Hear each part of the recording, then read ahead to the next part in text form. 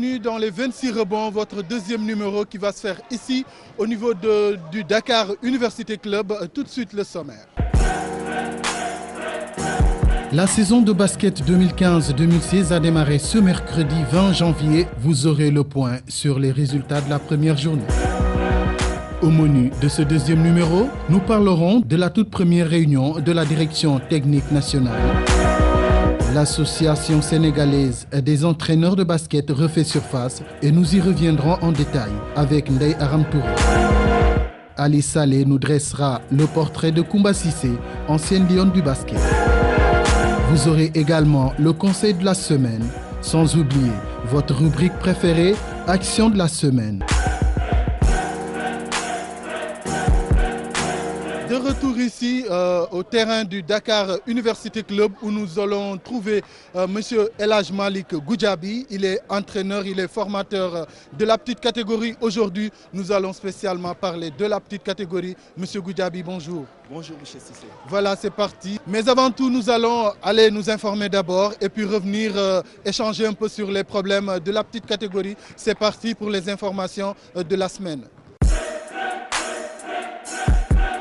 La première journée du championnat national n'a connu qu'une seule surprise chez les hommes. La formation promue cette année en National 1, en l'occurrence l'ASC Thiès, a marqué son tout premier succès de la saison face à la Medina Basket Association, contrairement au Saltigué qui a raté son entrée en matière face à Mermoz Basket Club. Concernant les autres formations, aucune surprise n'a été notée. Les favoris ont montré leur suprématie. L'UGB étant exempté pour cette journée. Au classement, le Duc dirige le peloton de la poule A. Quant à la formation du Saint-Louis Basket Club, elle occupe la première place de la poule B. Chez les dames, les leaders ont maintenu leur hégémonie, même si le Duc a effectué une timide entrée en lice face au promu Kaolack Basket Club. Ainsi, l'ASC Ville de Dakar occupe la tête du classement de la poule A. Quant à la formation saint-louisienne, en l'occurrence Saint-Louis Basket Club, elle dirige la poule B. Voilà, M. Goudiaby, un début de la saison endeuillé par le décès de Awa Mbaye. Tout le monde sait que c'était un arbitre. Elle est partie à la fleur de l'âge quand même. Elle est aussi la sœur à Khady Mbaye Bébé qui joue au Dakar Université Club. Elle était arbitre ici au Sénégal. Elle est décédée le mardi passé. Elle a été enterrée le mercredi au cimetière de Pikine. Par ma voix, vraiment, tout le groupe Excaf Télécom, mais également le groupe des 26 rebonds présente ses condoléances à toute la famille du basket, mais particulièrement à Khady Mbaye Bébé, qui est également sa sœur. Vous l'avez connu, M. Goudiaby? Effectivement, par ma voix, c'est avec un cœur meurtri et avec beaucoup de tristesse. Et on regrette beaucoup la disparition d'Awa Mbaye. Et nous présentons nos sincères condoléances à toute la famille Mbaye et particulièrement à Khady Mbaye Bébé qui est une de nos joueuses, une vaillante capitaine, pour vraiment lui demander beaucoup de courage encore. Donc c'est des condoléances que nous présentons à tout le mouvement sénégalais, à tout le peuple sénégalais et plus particulièrement aux basketteurs et au corps arbitral. Vraiment, c'est une disparition qu'on regrette alors que je la connais. Elle a eu à arbitrer quelques matchs de la petite catégorie, et notamment des matchs en junior, en cadet et en minime. Donc c'est une très bonne personne et on ne cessera de prier pour elle, pour le repos de son âme. Voilà, nous allons prier au bon Dieu que la terre de Pikine lui soit légère. Toujours avec les informations, il y a la direction technique nationale qui s'est réunie pour la première fois. Nous allons écouter Maguette Diop, qui est le directeur technique, revenir un peu sur les points saillants qui ont marqué cette première réunion. Donc, nous avons convié certains membres de l'ancienne direction technique déjà, à savoir des entraîneurs nationaux, des équipes A, des entraîneurs des clubs de première division et des personnes ressources. Et au cours de cette réunion, il était question de parler déjà, de faire une évaluation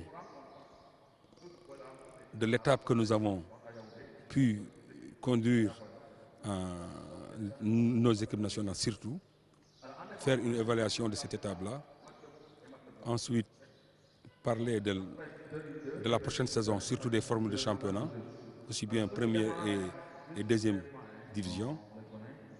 Ensuite, maintenant, réfléchir sur les programmes éventuels pour l'année 2015-2016. En ce qui concerne l'évaluation de la saison, nous avons parlé des 2 campagnes des Afro-Basket, de la formation des cadres que nous avons effectuée et ensuite, vraiment, se pencher maintenant sur les formules de championnat de première et deuxième division.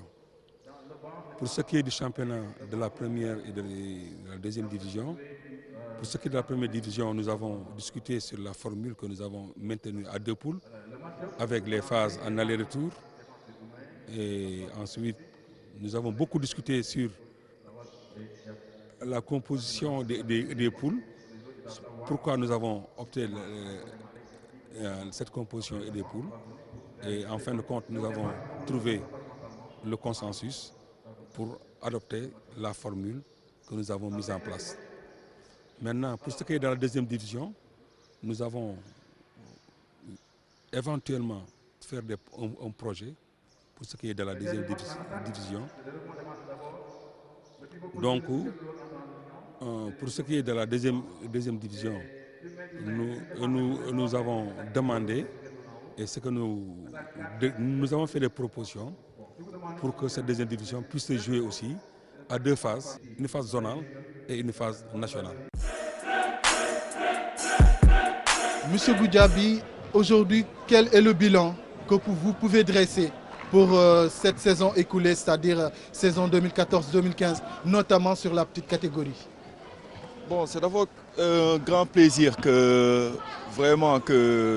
je reçois votre invitation pour parler plus particulièrement de la petite catégorie que nous tenons à cœur parce que tout passe par là, tout passe par la petite catégorie, par la formation des jeunes notamment, car si on veut un basketball vraiment de niveau, il faudrait vraiment miser sur la petite catégorie et vraiment faire tout pour que cette petite catégorie-là se développe.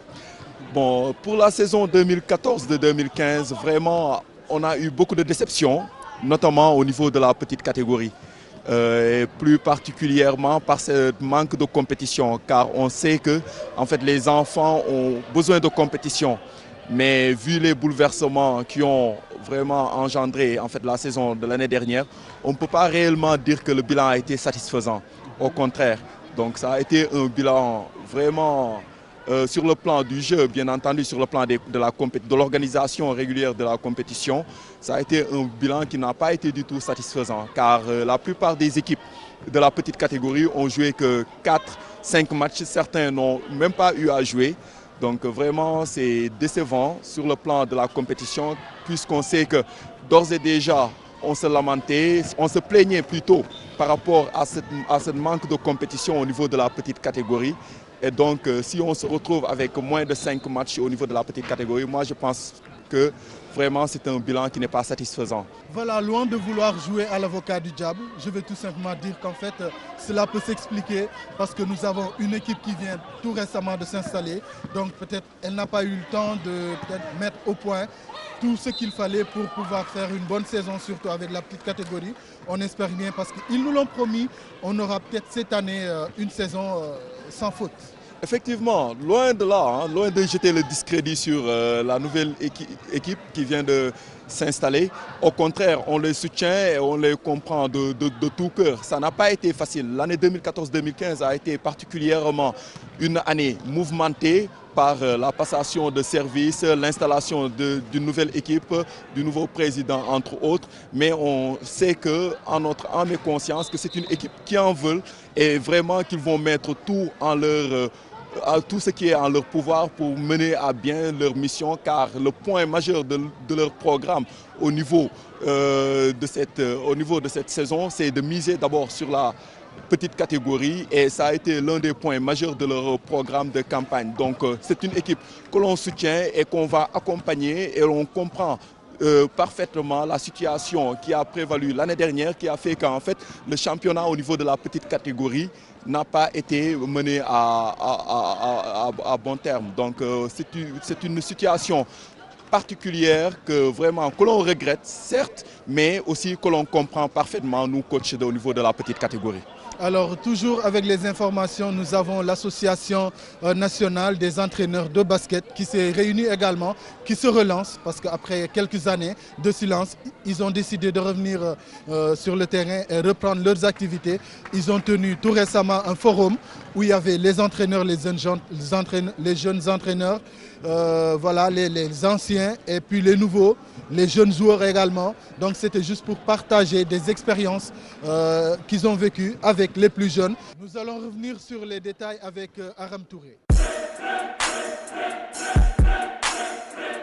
Après une longue absence dans la sphère de la balle orange, l'Association sénégalaise des entraîneurs de basket relance ses activités. L'objectif étant de mieux participer au développement de la discipline.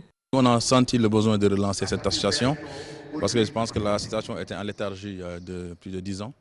Et je pense que justement parce que peut-être les gens n'avaient pas le temps ou il y avait des problèmes structuraux et c'est pourquoi il n'y avait pas cette relance. Mais je pense qu'il y a eu des efforts énormes de chaque directeur technique qui est passé par là pour essayer de ramener l'association à partir de coach Ado et puis à partir de coach Ousmane Pouy-Faye qui a aidé à cette relance-là.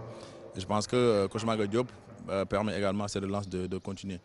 Et je pense que c'est lors de l'Assemblée générale de janvier qu'on a vraiment mis les points sur mis en place des points importants, qui est d'augmenter le niveau de solidarité entre les entraîneurs, de vraiment voir l'aspect social entre nous, parce qu'il y a eu des problèmes sociaux, et également permettre de mettre derrière chaque joueur un entraîneur de qualité. Je pense que ça, c'est le rôle qu'on doit jouer, c'est au niveau de la formation également. Pour marquer la reprise des activités, un forum a été organisé au Stadium Marius Ndiaye. Une occasion pour les coachs de partager leur expérience avec les joueurs et les jeunes entraîneurs. On ne doit pas laisser seulement le basketball à la direction technique, qui regroupe quand même les entraîneurs de première division et de deuxième division et les deux tennis régionaux. Mais je pense qu'en tant qu'association, on a une vision qui est quand même une vision très connectée avec celle de la direction technique. C'est pourquoi je pense que cette relance-là est une excellente chose. Parce que vous voyez aujourd'hui, il y a presque tous les entraîneurs du Sénégal qui sont ici dans chaque catégorie. Également, des entraîneurs qui sont différents dans, comme on appelle, on n'a pas les mêmes, c'est pas les mêmes générations. Je pense qu'on a les plus anciens, vraiment les plus anciens qui sont ici, les moins jeunes et les très jeunes. Et je pense que ça crée une symbiose entre nous. Et on a besoin de connaître ces gens-là, qu'est-ce qu'ils ont fait, quelle est leur histoire avec le basket et quelle est leur histoire avec l'association. Dans cette association d'entraîneurs, les dames ne sont pas en reste. Nous sommes 4 ou 5 filles et je pense qu'on va apporter notre touche. Depuis lors, moi, je suis en train de parler avec les femmes qui sont des entraîneurs, de venir et puis d'insister surtout de venir parce que nous ne sommes pas trop nombreux dans l'association comme entraîneurs au Sénégal.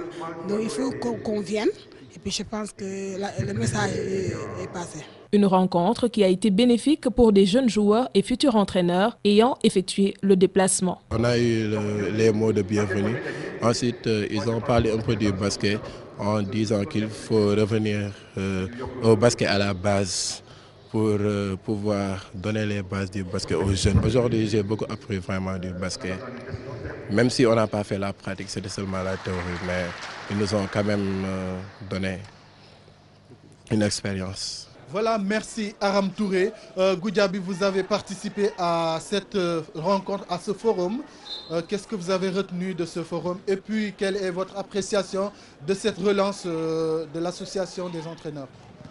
Bon, je tiens à remercier tout d'abord l'initiative qui est partie de vraiment relancer cette association dont je fais partie. Et je remercie en l'occurrence le président, M. Moustapha Gueye, le coach Moustapha Gueye, qui a fait beaucoup d'efforts par rapport à cela et vraiment aux autres coachs qui étaient là, Parfait Adjuvant, Chersar, Ousmane Diallo, qui ont mis tout en œuvre pour vraiment relancer cette association qui vraiment est en train de faire un travail remarquable pour relancer en fait le sport, le basketball sénégalais de façon particulière.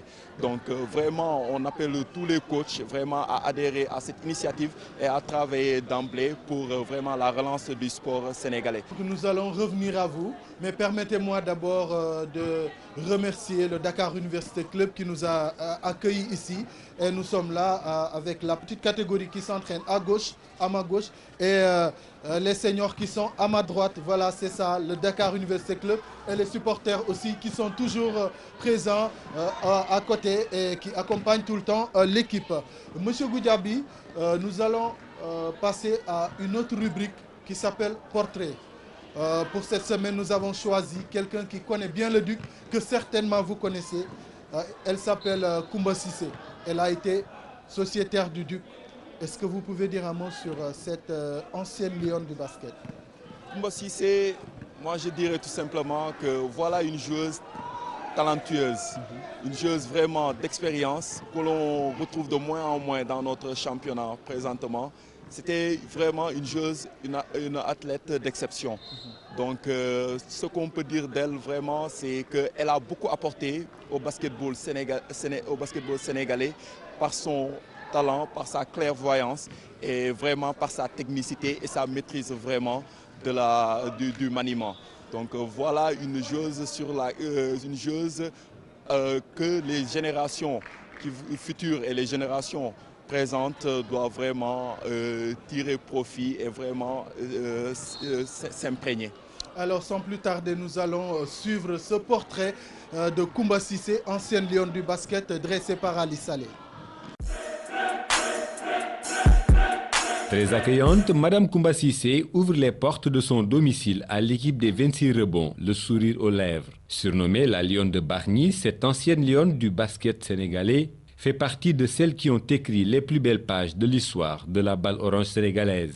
Dans sa carrière internationale, l'ancienne pivot des Lions a été 3 fois championne d'Afrique, une fois médaille d'or des Jeux africains, une fois médaille d'or des Jeux de la francophonie devant la France à Antananarivo. Une participation aux Jeux olympiques. Au tournoi international de Toulouse avec l'équipe nationale senior, ce pur produit de l'US Rail y a été sacrée meilleure tripointeuse. Sur le plan national, Koumba Cissé a également fait ses preuves. Sacrée reine du basket en 2003, Koumba a été 4 fois championne du Sénégal, 5 fois vainqueur de la Coupe du Sénégal, 3 fois vainqueur de la Coupe Madame Elisabeth Diouf, 6 fois vainqueur de la Coupe Arc-en-Ciel et 2 fois vainqueur de la Coupe du maire de la ville de Dakar avec le Dakar Université Club. Avant de se faire découvrir en 1993, quand elle a été désignée comme révélation de la saison du basketball national sous les couleurs de la Jeanne d'Arc de Dakar, Koumba Cissé a été 2 fois meilleure joueuse cadette. Après une carrière aussi brillante, la native de Bargny a eu droit à des distinctions honorifiques de la part de l'État du Sénégal. C'est ainsi qu'elle sera élevée au rang de commandeur de l'Ordre national du Lion, d'officier de l'Ordre national du Lion et du Grand Ordre national du Lion. Aujourd'hui, secrétaire assistante de la direction du service médical de l'ESEA-NEA, la très discrète Koumba Cissé se charge de la commission sociale au sein de la Ligue de Dakar. Une manière de continuer à servir le basketball sénégalais, sans tambour ni trompette. Merci Ali Saleh pour ce beau portrait de Koumba Cissé qui a été ancienne sociétaire du Duc où nous nous retrouvons aujourd'hui. Alors nous allons passer tout simplement sur un règlement du sport pour cette saison 2015-2016. Alors la fédération a publié ce règlement qui contient 54 articles, mais nous avons décidé dans chaque numéro vous prendre quelques articles pour vous les lire. Aujourd'hui, nous avons choisi 7 articles que nous allons vous lire, mais nous allons en même temps vous permettre de regarder quelques extraits du premier match de Saltigué qui faisait face à Mermoz donc, lors de la première journée du championnat national.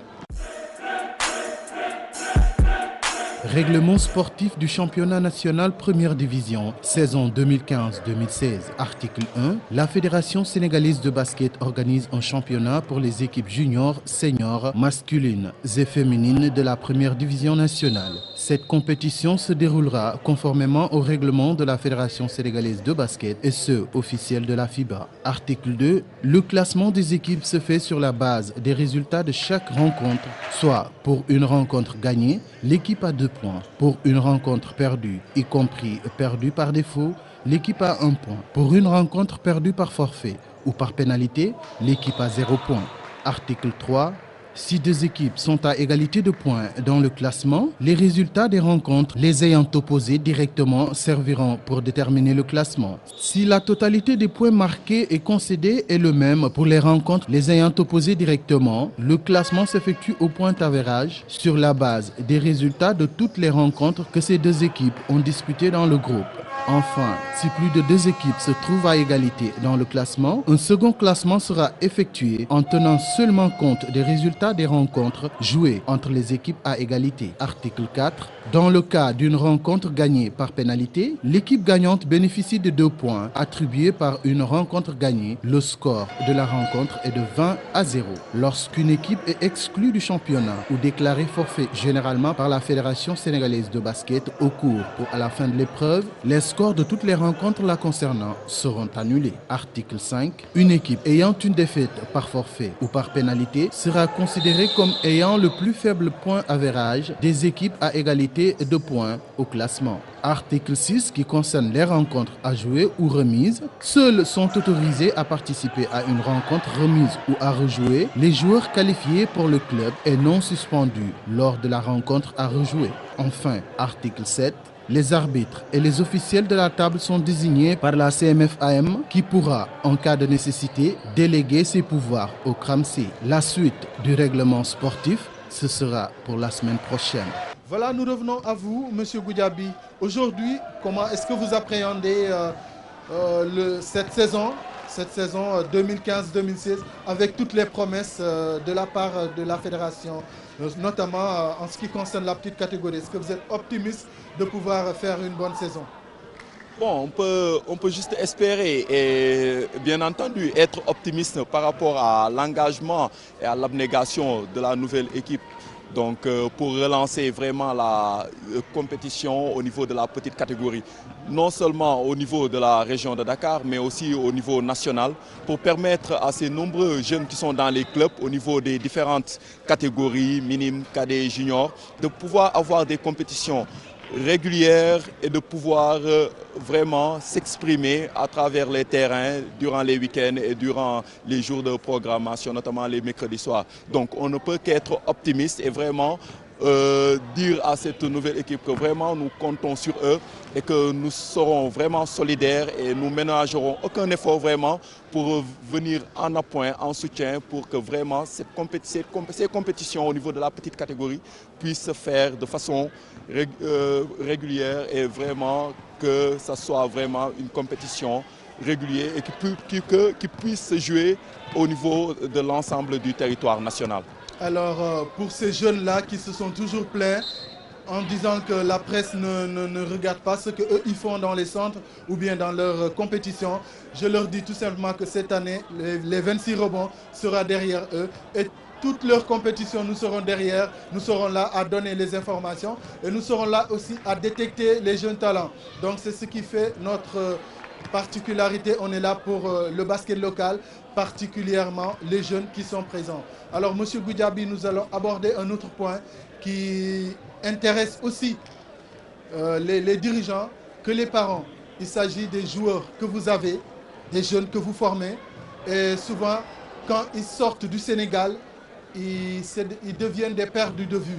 C'est-à-dire ils partent dans des conditions que personne ne peut expliquer. Alors finalement, ils n'aboutissent pas en tant que sportifs et ils deviennent des perdus de vue. Aujourd'hui, comment est-ce que vous êtes en train de gérer cela au niveau de vos centres? Parce que vous avez des jeunes et certainement vous n'aimeriez pas que vos jeunes passent par là. Effectivement.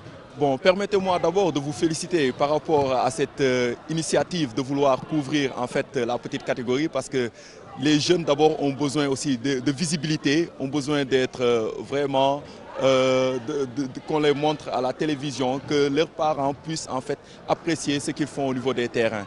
Pour revenir maintenant à la question par rapport à ces jeunes qui s'expatrient et qui sont souvent dans les centres, moi je dis que c'est déplorable. Et des fois, c'est des jeunes qui sont très talentueux et vraiment des fois qui n'ont pas cette opportunité de jouer dans des ligues professionnelles une fois en Europe ou aux États-Unis, et des fois malencontreusement ils sont obligés en fait de revenir au pays, ou des fois de faire d'autres métiers outre que le basketball. C'est déplorable, mais je pense que tout doit passer d'abord par le professionnalisme. Je pense que ce soit les centres, que ce soit les clubs, on doit vraiment aller vers ce sens-là, aller vers un professionnalisme vraiment des centres, que ces centres-là que nous tenons, nous tous, qu'on puisse en fait aller s'affilier au niveau de la fédération et que l'on puisse en fait protéger ces jeunes et protéger vraiment ces nombreux jeunes qui sont talentueux et qui sont nos purs produits. Alors nous allons passer à la rubrique qui est quand même très fun, qui s'appelle Action de la semaine. Donc nous allons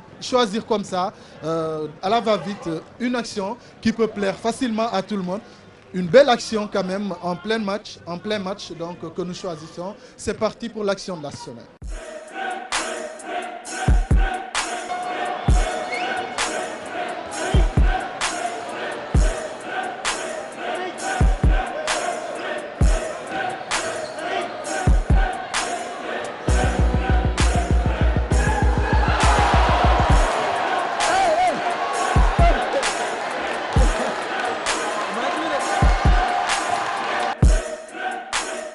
Monsieur Goudiaby, nous sommes pratiquement à la fin de cette émission.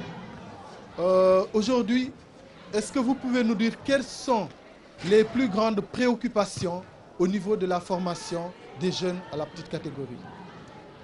Bon, les problèmes sont divers. Les problèmes sont divers. Donc, le premier des problèmes, c'est d'abord au niveau des infrastructures.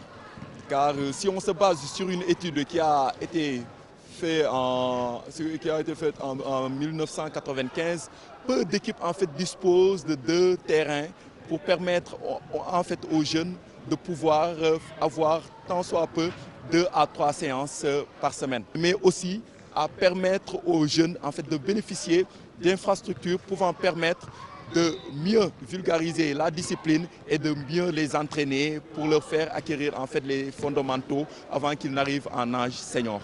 Alors nous en sommes à la dernière rubrique qui s'appelle Conseil de la semaine. Nous avons choisi Aly Ngoné Niang, que presque beaucoup de gens connaissent. Il a été le dernier à gagner la Coupe d'Afrique ici avec les hommes. Et depuis lors, les hommes n'ont plus gagné de Coupe d'Afrique ici. Donc c'est le dernier qui a gagné la Coupe d'Afrique. Et aujourd'hui, il est entraîneur. Vous l'avez connu. Mais avant de vous demander votre avis, vous allez d'abord écouter ce qu'il a dit. Et puis nous revenons à vous pour que vous nous donniez votre impression parce que c'est important. C'est parti pour Conseil de la semaine avec Aly Ngoné Niang. Moi la Aly Ngoné Niang, ancien international de basketball, 2 fois roi du basket du Sénégal. Ce que je veux dire, c'est durant ma carrière, ce que je regrette le plus dans ma carrière de vie en basket, moi les études. Parce que je suis étudier pour le basket. Parce que je suis que le basket, je peux gagner dara, je peux un contrat, je peux avoir khalis. Mais je ne en tout parce que je suis étudier, top basket. Aw ma contrat daw ma fenn te maa ngi nii aw liggéeyuma defuma dara ndax jàng bi ndax jànguma te loolu nag li may digal samay petits frères yi ñi nga xam ne ñoo nekk ci basket bi il faut ñuy def sport étude parce que carrière basket sportif dafa gàtt mun nga dem ba ci biir sa biir carrière nga am gaañu soo fekkee da nga bàyyi jàng eggaloo sa jàng mënoo am liggéey mënoo am dara te loolu c'est très difficile moo tax je conseille aux jeunes ñu def sport étude bu baax a baax tamit leneen lu ma si yokk tamit jour day récupérer parce que jour il faut lu ma leen ko mooy ñuy récupérer bu baax entraîner teel a tëdd am hygiène de vie bu baax parce que boo bëggee def carrière bu baax il faut tam nga am hygiène de vie bu baax loolu laa doon digal les jeunes quoi. Voilà Aly Ngoné quand même qui regrette beaucoup de n'avoir pas poussé ses études loin et aujourd'hui c'est un parfait exemple pour ces jeunes qui sont là, qui aiment trop le basket au point de sous-estimer leurs études. Quelle est votre appréciation sur ce que vient de dire cet ancien lion du basket? Effectivement, bon, vous me permettrez d'abord de saluer ce grand monsieur, ce grand coach que je respecte beaucoup, de par ce qu'il a fait au niveau du basket, mais aussi de par vraiment son talent, sa classe et vraiment sa dextérité. Vraiment, je pense qu'on a gagné la dernière Coupe d'Afrique avec lui. Et vraiment, je tenais à lui remercier, à le féliciter et encore à le féliciter davantage par rapport au travail qu'il est en train de mener aussi au niveau du coaching. Moi, j'ai toujours dit aux jeunes qu'il faudrait allier les deux, c'est-à-dire le sport et les études. Et en priorité, les études. Parce qu'après le basket, il y a autre chose. Il y a les études, il y a la formation, il y a le travail. Donc il ne faut pas que les jeunes se focalisent seulement sur le sport, sur les études. Donc il faudrait qu'on tant soit peu qu'on essaye de s'organiser et d'aider les jeunes à allier les deux, c'est-à-dire les études et le sport. Moi, ce que je fais d'habitude, c'est de permettre aux jeunes d'avoir des cours de renforcement par des collègues ou des fois par des messieurs qui sont bons dans certaines matières pour les aider à faire des cours de renforcement tout en leur permettant en fait de pratiquer ce sport qu'ils aiment tant qui est le basketball. Justement, j'en venais à vous parce que je sais que vous êtes aussi un exemple de sport, de la réussite en sport-études. Vous êtes sorti de l'INSEPS. Aujourd'hui, vous avez suivi vos études jusqu'à terme. Aujourd'hui, vous êtes professeur d'EPS. Vous avez pratiqué le basket également. Comment est-ce que vous avez pu allier les deux? Mais aussi aujourd'hui que vous avez des jeunes que vous formez, comment est-ce que vous vous comportez pour que ces jeunes-là puissent suivre le même chemin que vous avez suivi pour en arriver là? Bon, d'abord, ça n'a pas été facile, hein, parce que même si mes parents adhéraient plus ou moins à l'activité que je faisais, ça n'a pas été facile. Mais Dieu merci, j'ai pu allier les deux, mais au finish, j'étais obligé de faire un choix. Et ce choix-là, c'était de choisir soit le sport, soit le basket. Mais c'était très difficile parce que j'étais d'abord au Niambour où j'ai joué. J'ai évolué en petite catégorie, puis en catégorie junior. Et après, j'ai eu à jouer au Djaraf. Mais c'était extrêmement difficile parce qu'il fallait descendre, aller faire les entraînements, réviser avant de se coucher. Donc c'était très difficile. Là, j'ai été obligé par la suite d'arrêter tant soit peu le basket pour me consacrer aux études. C'est un choix qui n'a pas été facile du tout parce que vu la passion que j'avais pour le basket, vraiment c'était vraiment quelque chose de très difficile. Mais j'arrivais quand même à m'organiser. Alors, une passion pour le basket qui vous a poussé à vouloir jouer. En tant qu'entraîneur, vous avez joué jusqu'à ce que vous vous retrouviez avec un bras plâtré. Si vous pouvez me zoomer ce bras, bon, zoomez-moi le bras. Effectivement. Zoomez-moi le bras qui vraiment justifie sa passion pour le basket. Donc, comme j'ai l'habitude de le dire, c'est la passion qui me pousse des fois à jouer. Donc, je n'ai pas complètement arrêté. Bon, j'ai arrêté les compétitions de façon officielle, mais tant soit peu, je m'adonne à l'activité avec les jeunes que j'entraîne. Et c'est souvent en entraînant les jeunes et en jouant de temps en temps avec eux que je me suis fait une fracture au niveau de la métacarpe. Mais bon, cela montre que vraiment, quand on est passionné, on ne se fixe pas de limite. Mais là, je pense que j'ai atteint le sommet et il faudrait que je repense vraiment à arrêter. En tout cas, j'espère bien que ce sera une leçon pour vous.